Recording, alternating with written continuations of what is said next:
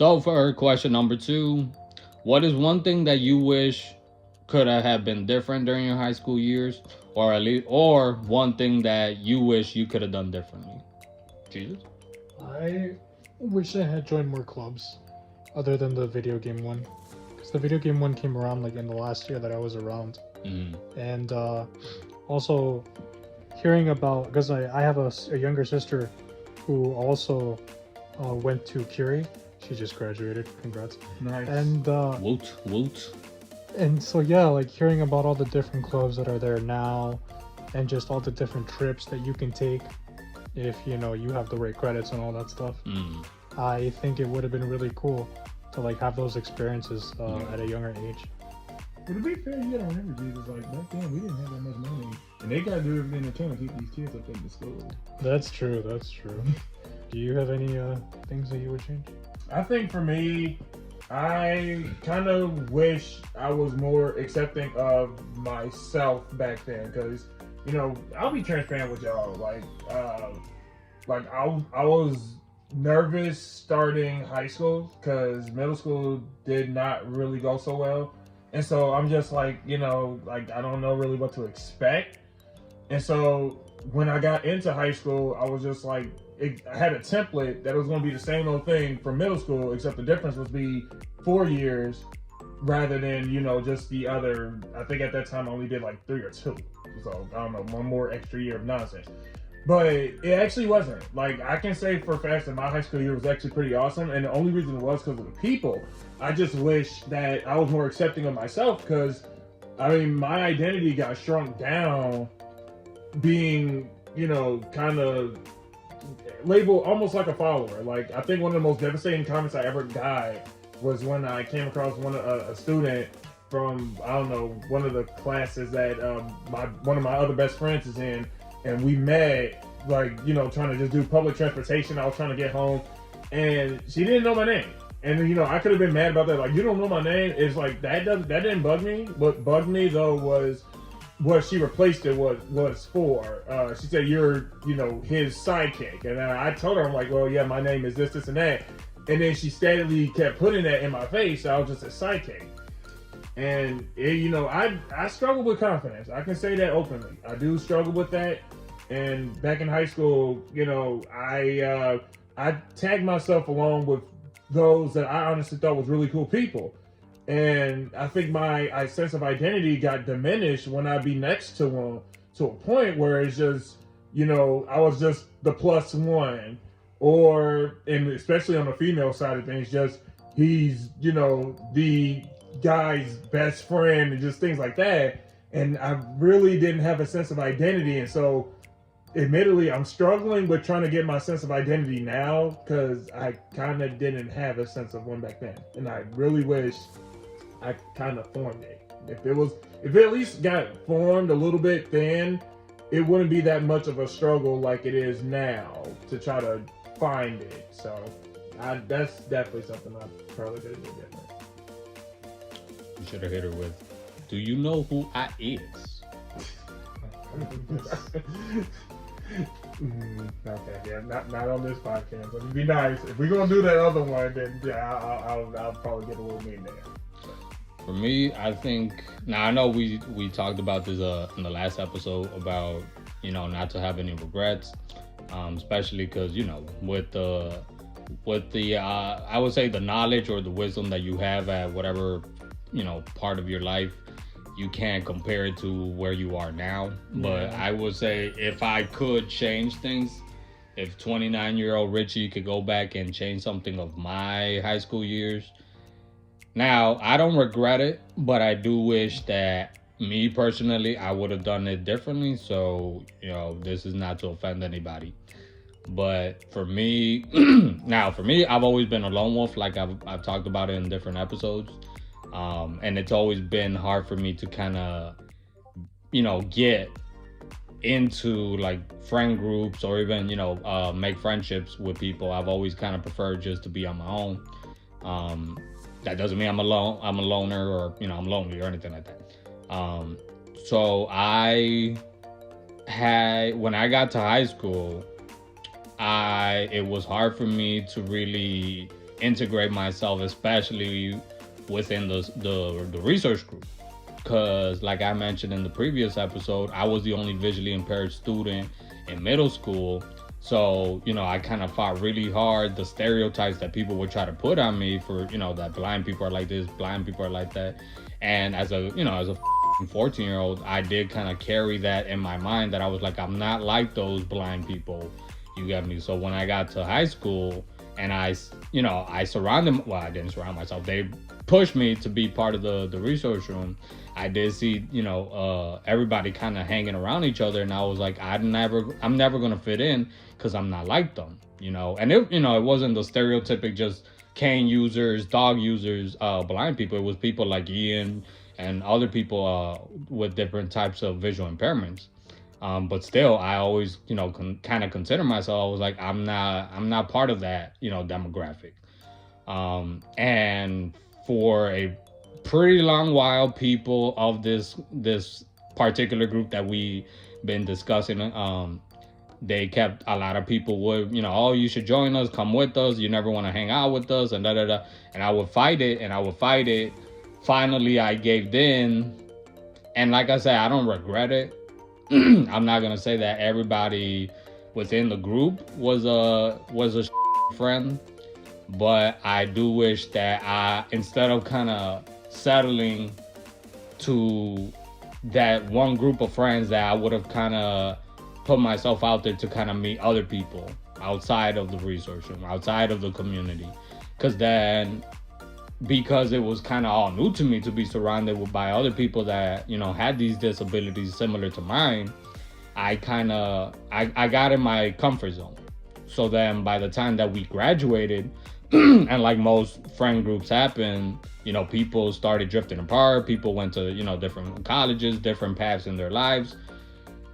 People fell out. People got drug into drama after drama after drama. So, by the time that we graduated, I kind of settled for this one group of friends that little by little I saw the true colors, that I was not really accepted for whatever reason. And I never really felt like I was wanted, or really felt like I fit into this group of friends. Or I also felt like a lot of those friendships weren't real friendships. But like I said, it was kind of like that fear that I was like, if I leave them though, how am I going to connect with somebody, who doesn't have a disability outside of that friend group? And I was part of a bigger group of friends, but I was one of the few people with disabilities. So it was kind of like I felt like I was living like two different lives. Because when I was around them, I would really push hard that I wasn't visually impaired. But then when I would kind of be around the resource group, Curie group people, it was kind of like I would do everything to kind of blend in. Like I would, yeah, we're all blind. Oh yeah, it was a week, and I felt like I lost myself. So I kind of wish that I would have kind of branched out to other people within Curie, because the other friend group that I'm talking about, that was outside of high school. But within high school, I wish that I would have opened up, because people would, people outside of the resource room that weren't disabled, that weren't visually impaired, they did try connecting with me, but I would kind of close them out, because I was like, no, they're not going to accept me for who I am, So I really wish that I would have had done that differently, at least. Can I say this real fast? Because it was the one conversation we had where I told you just, and then, I had it with you. I even had it with some of the, during the times I would talk to some of the, older, resource group people back then. It's just, we found out that, some relationships that you make are circumstantial. And I think that was one of the most revelating things that I discovered. Because it's just, again, high school, it is 4 years. And within 4 years, a whole lot does happen. You change, you get lost in that delusion that this is like, everybody, like some sense of, family or this and that. But the truth is, a lot of those relationships are circumstantial, where it's just when high school fell out, the common denominator being, teachers and assignments. Maybe we didn't like this particular, group of people in school. When all of that got removed, then it was just left. What was left was whether or not there was real established bonds, like as friends. Because like outside of you two, the only other one I really talked to from the Curie day is my other best friend Jay, and I think that's kind of about it. Where it's just some of them probably do that every now and then, Merry Christmas or that seasonal greeting or something like that. But it's just that only tells me it's just there was nothing really built outside, because we noticed it after high school ended. We tried to keep that same high school fire, but outside of it, and it didn't work because it was just like, the conversation was just the same old stuff from things that happened back in school. That's like, okay, that's old. Is there anything new? And then when we try to talk about new stuff, it didn't connect. So it's just like maybe it came to an end, and it's a painful thing it was a painful thing for me to realize. But I'm glad that I did, because I mean, that did open the door for like, maybe that means new friends can start coming in, new people that can push you to the future rather than just remember back in this class and back then. Like, it's okay to go down in nostalgia, but to get stuck and trapped there, nah, that ain't it. It's kind of like back in the day with CDs and DVDs and like VCR tapes, when they would get scratched up and then just replay the same or just it was stuck in that one place. I feel like that's kind of what kind of happened with our group of friends, where it was that constant thing, but it was what we knew. That's it. And what kept us together. You got me. And I feel that's a beautiful part of life, that even though we were part of a group of friends that were together because not just because of high school, but because of our disability similarities, that goes for so many different people since the conversation about high school, like during high school, whether you're disabled or not, whether you're in Chicago or not, like it applies for so many people. Because I've within the other friend group, I've heard their stories from their high school experiences, their friend groups, and it's very similar. I hear other people talk about their experiences, how those friend groups fall apart, and it just happens, and it kind of gives that feeling like it's okay that it happened, because it's the natural thing of life. People grow apart, people drift apart, and that's what is supposed to happen. Ironically, one of my managers at my job, she went to Curie, and the reason she doesn't like to identify herself as a condor is because of that very reason, where just her experience was bad, and she after graduation, that was it. She did not talk to any of them like after that, because she was just like, no, I just it was good for the time. And and like you said, the beautiful thing is that's totally fine, because it is going to be 4 years, and it's 4 years. You don't want to just try to shoulder that alone. It's going to be a lot that you're going to be going through personally, and then of course you're still trying to discover who you are, what you're here for, all that stuff. You're going to need a system of people, but as you start getting older, you're going to notice that that's going to start shifting. Like, I look back at the yearbooks, and I see the ones that was like, oh yeah, I remember this and that, and it's like, I don't talk to them no more. And it's nothing negative. I don't have anything against them, but it's just sometimes in life there's nothing wrong with drift.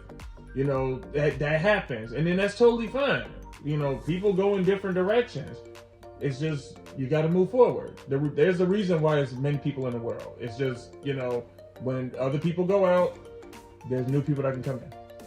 So what is one critique, or I guess one thing you wish would be different of the school system itself? Well, obviously high school. Speaking about high school, so do you have any? I think I'll pass, but I can't think of anything right now. Ian? When you brought up the fact that they had like a video game club, and I told you that a friend of mine was trying to do that. He was also trying to establish like a rap club or something, and he did get shut down. And that's my little issue, where it's just, there was many students back then who had their own innovative ideas of trying to engage, like, into like their craft and stuff, but they did go against the wall of, the people saying no, and then if it was only financial, I could probably, see the reason behind that. But I think some of the other reason was just they didn't see any value. And then they would tell them, like, no, you can't make this club, you can't this, and that. But then the flip would be you want kids to interact in like after school. You don't want them to just complete their, like first through eighth period schedule, or if you had like 9 through like 12 or something. It's like they wanted the students to do more than just be in school for just the grade part of it, but you did not engage with what it is that actually got their interest. Because I think back to you, Ricardo, where it's just, he loves culture. He likes studying about cultures. If it has anything to do with it, this man likes to like really dive into it. But the thing is, he can only do it when he wants to. When that's how much of a rebel I am. Don't tell me to research. When back in school, if the teachers literally told him to do the thing he likes to do, he would say no, or just like, half-ass it, and just, it would be just, he only fulfilled the mandate. You bet your ass I did. And so that was like, that's the only thing I know that, and I'm glad that they did change that. Whereas like they did have a video game club. I gotta be honest, I am happy that they did change that. Where it's just, if you want these kids to, really showcase what they're interested in, really start tapping into like hobbies, then you're gonna have to kind of flex your standards a bit. Where it's just, well, I don't see how that could be a club. It's like, let them have at it, let them twist it, because it's a part of discovery.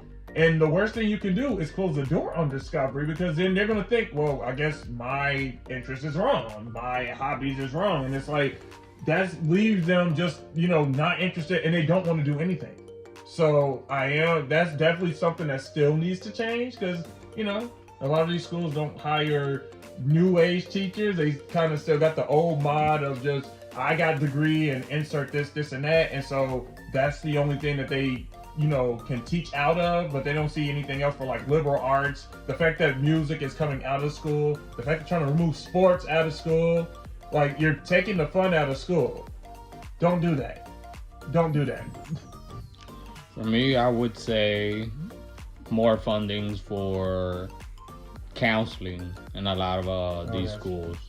Because I mean, whether it's these schools that are trapped in these, gang infested areas, and there's constant shootings on the outside and, like that, or, just what's been going on with a lot of the school shootings the last few years.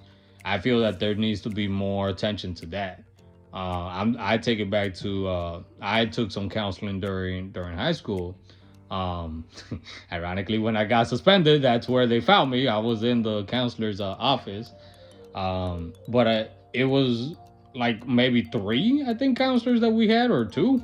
I'm not too sure. And I feel like there's needs to be way more of that, because you're in a phase or in a part of your life at that age that you're going through so many different changes, and you're going into a high school, going into this whole new environment. You're meeting new people, then your whole life is beginning, and everybody has a different story, and everybody has a different background, and everybody that goes in there might not have somebody that they could talk to, might not have, like, for example, like me, when I was in high school, I was going down a very dark road, surrounding myself by very sketchy people. And I ended up doing a lot of messed up stuff. And my plans for the future was not go to college, not, none of that. For me, it was like by the age of 18, I'm going to be either doing life or I'm going to be 6 feet on the ground. And I knew a lot of people who either went down that road or thought exactly like that. So for me, I would like to see that more, where there's more funding, more attention brought to that. We need more counseling in a lot of these schools. Now, I would say more counseling for also middle schools, but since we're talking about high school, directly ask for that. And don't just wait till like when a tragedy hit, because I noticed that that's when they hire like the school count, like they hire counselors for the students when you like the aftermath of a shooting, students got clipped, and teachers got clipped, and it's just that's when they usually want to bring in that. It's like, no, you want to jump on top of that beforehand, because I mean, there's still stuff going on before like the alarms go off and the bullets start flying out or whatever can happen to the school. It's like you said, it's just a high school is an awkward transition because you're going to be flipping, all over the place. Who am I? What am I here for? Like, what do I think about friendship? Are these like the candidates for friendships? It gets even messier when you start trying to go into the direction of what I think about romantic relationship. Like, I'm not even going to touch on that. So it's just a lot of confusion. And with that, there's got to be some type of guidance barriers there. Just not making the choices, but at least just like, you can steer them in the direction, but whether or not they choose to take that direction is up to them. That's what needs to happen. That's what counseling's for. So as we close off the last episode, we're going to close out today on a high note. What would you say is one thing that you are grateful for either someone from your high school time or your high school experience? Jesus? Honestly, I'm grateful that I got to reconnect with Richie and Ian. And I still talk to these two to this day. You're obviously. These two have been amazing friends in my life, especially in my later adult years. And to still be here and just be doing this podcast with you guys, it's amazing. So thank you guys.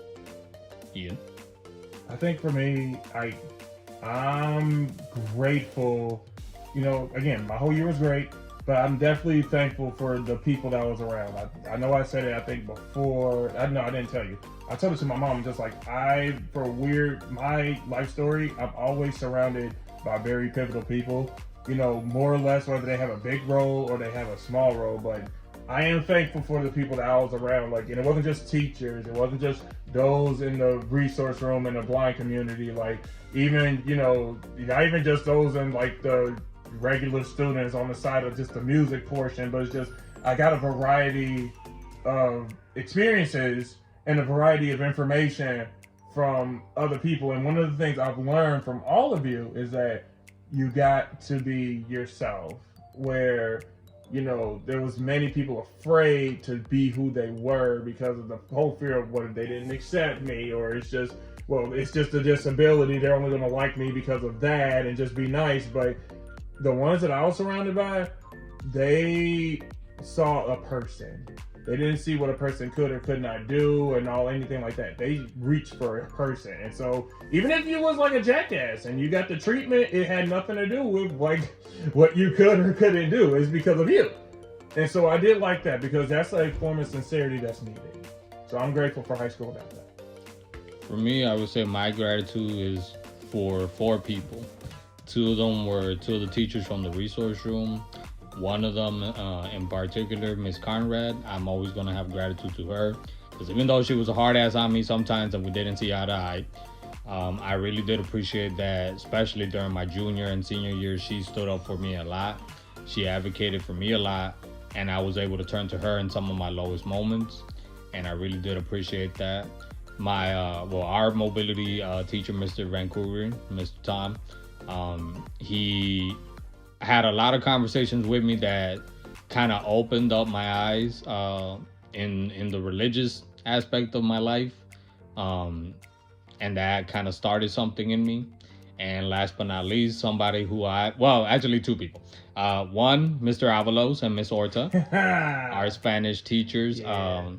I really appreciate everything that they did for me and all the times that I was able to turn to them in my lowest points. But the person that I was going to mention is the same person I spoke about earlier. The teacher that got me into the yearbook, Mr. Sam Gerazi. If you ever hear this, man, wherever you are, I hope you're doing great. And I want to say thank you for everything that you did. Because in my lowest moments, you were one of the people that I was able to turn to. You, with our talks, you helped me see that I was worth more than just violence and aggression and the that I was fed at a young age. You helped me think about a future beyond, doing what I was doing. And more importantly, you pushed me to get into college. Literally, you went with me to apply to Harold Washington and different colleges, and you went with me. Something that not that many people did, and you just helped me, even though you knew I was scared, because this was a whole new world for me that I had never expected or anticipated in my future. You helped me through it, and I appreciate it from the bottom of my heart. God bless you if you ever hear this, and I hope you're doing great. And with that being said, guys, we are at the end of our episode. Wrapping thoughts. High school came and left, but within our wisdom, we're always going to carry those memories, those experiences, and lessons. And that's what matters. That, you know, when you look back, you can have a nostalgia moment, but you know that you're going to have more good moments up ahead. So with that being said, guys, thank you for joining and listening to us. I hope you guys join us for the next episode. And I hope you guys subscribe. I hope you guys are enjoying the content. Take care. God bless. We love you guys. Bye. Adios.